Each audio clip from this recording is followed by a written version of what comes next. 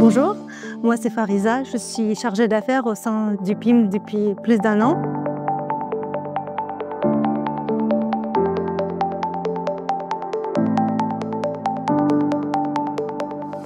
Je travaille sur les thématiques du béton bas carbone et notamment sur les bétons à base d'argile calcinée. Les exigences dont on a besoin pour faire ce métier sont les exigences de connaissances sur le béton, principalement sur la formulation du béton, la caractérisation des bétons et l'optimisation et amélioration de ses propriétés. Nos objectifs aujourd'hui, c'est de réduire l'empreinte carbone de la construction et le premier levier, c'est de formuler les bétons à faible impact carbone.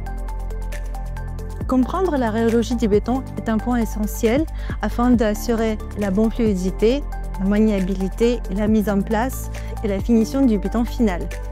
Il y a plusieurs facteurs qui impactent la rhéologie du béton frais, tels que la composition du béton. Il faut garder en tête que l'ajout d'eau dans la formulation du béton peut améliorer la fluidité du béton et faciliter sa mise en place, mais ça va finalement dégrader les propriétés mécaniques du béton durci. Le deuxième point, c'est le type de ciment qui peut impacter la rhéologie du béton frais.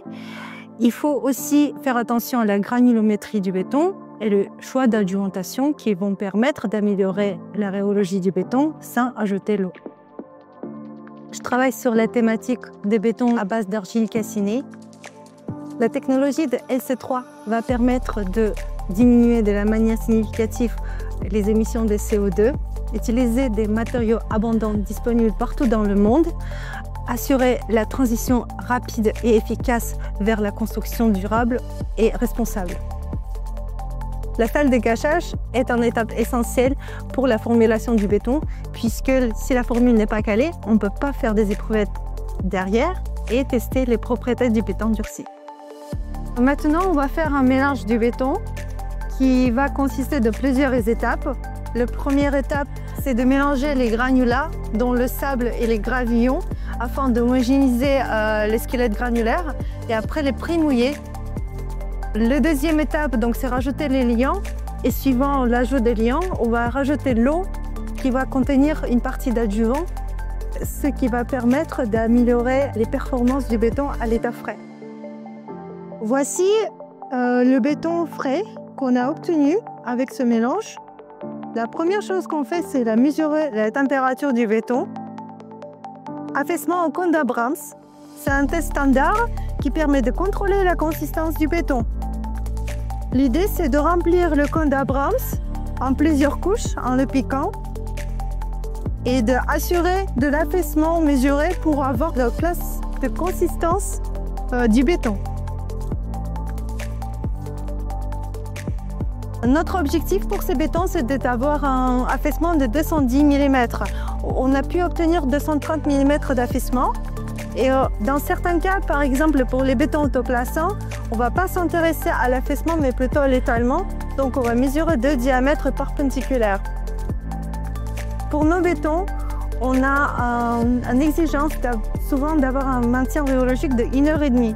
Cela veut dire qu'on va remesurer l'affaissement et l'étalement du béton au cours du temps pendant 90 minutes. Donc ce qu'on va faire, c'est remettre le béton dans le malaxeur et remesurer l'affaissement à 30 minutes, à 1 heure et à 90 minutes. Dans la salle de gâchage, l'activité principale, c'est la réalisation des gâchets de béton. On a de différents malaxeurs du béton selon la capacité. Ici, on a 3 Colomix qui permettront un volume maximal de 18 litres.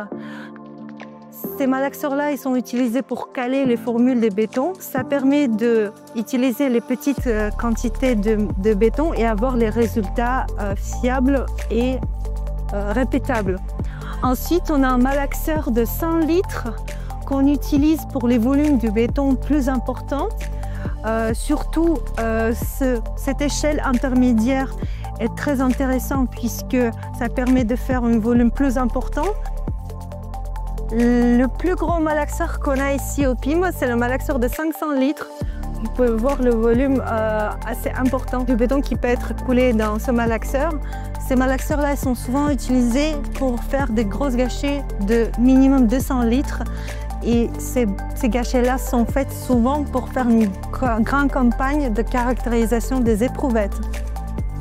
Ici, on a le dernier malaxeur qui était utilisé pour fabriquer les bétons spéciaux contenant les fibres métalliques dans le cadre de projets de voussoirs. À la fin de la gâchée, si on trouve que la gâchée nous est convenue en termes de la rhéologie, on va préparer les éprouvettes. Dans le cas des calages, on va souvent utiliser les éprouvettes cubiques. On va mouler notre béton dans ces éprouvettes cubiques. Et dans le cas d'une grosse gâchée où la formule est déjà calée, on va utiliser les cylindres comme ceci pour après préparer les éprouvettes qui vont être testées afin d'évaluer les propriétés du béton à l'état durci.